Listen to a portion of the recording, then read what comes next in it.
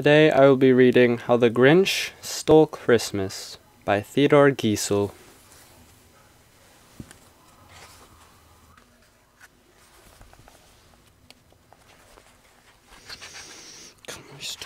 Today I will be reading How the Grinch Stole Christmas by Theodore Geisel.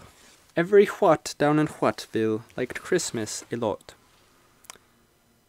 But the Grinch, who lived just north of Whatville, did not. The Grinch hated Christmas the whole Christmas season. Now please don't ask why, no one quite knows the reason. Could be his head wasn't screwed on just right. It could be, perhaps, that his shoes were too tight. But I think that the most likely reason of all may have been that his heart was 2 sizes too small.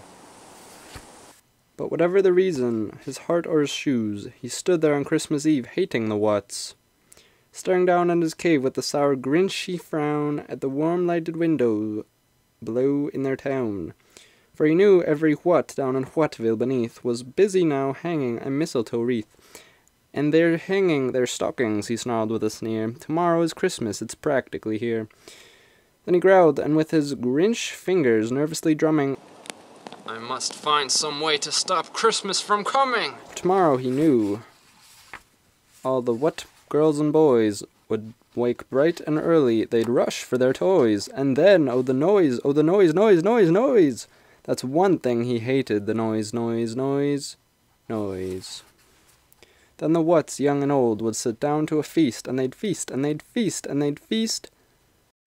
They would feast on what pudding and rare what roast beast, which was something the Grinch couldn't stand in the least.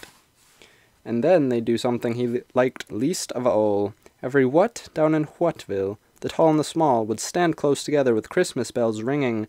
They'd stand hand in hand, and the Whats would start singing. They'd sing, and they'd sing, and they'd sing. And the more the Grinch thought of this what Christmas sing, the more the Grinch thought, I must stop this whole thing. Why, for 53 years I've put up with it now. I must stop this Christmas from coming.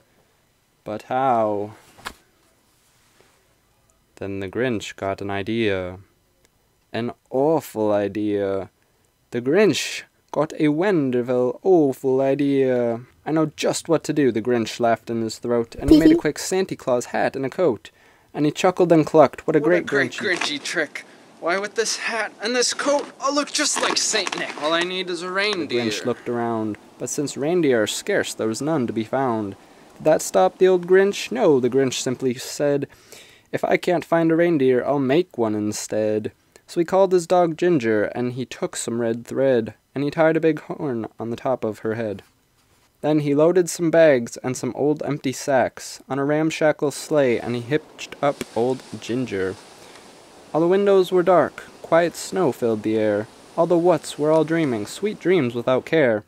When he came to the first little house on the square, this is stop number 1, the Grinchy Claus hissed, and he climbed up the roof, empty bags in his fist. Then he slid down the chimney, a rather tight pinch, but if Santa could do it, then so could the Grinch.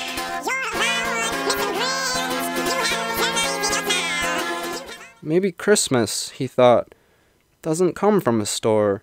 Maybe Christmas, perhaps, means a little bit more. And what happened then? Well, in Whatville, they say, that the Grinch's small heart grew 3 sizes that day. And then he had a heart attack and died. The end. You're a mean one, Mr. Grinch. You really are a heel. You're as cuddly as a cactus, as charming as an eel, Mr. Grinch. You're a bad banana with a greasy black peel.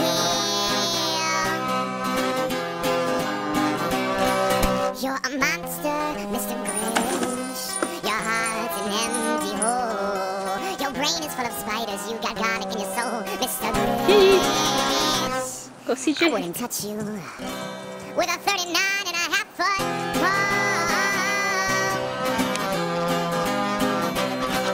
You're a vile one, Mr. Grinch. You have termites in your smile. You have all the tender sweetness of a seasick crocodile, Mr. Grinch. Given the choice between the two of you,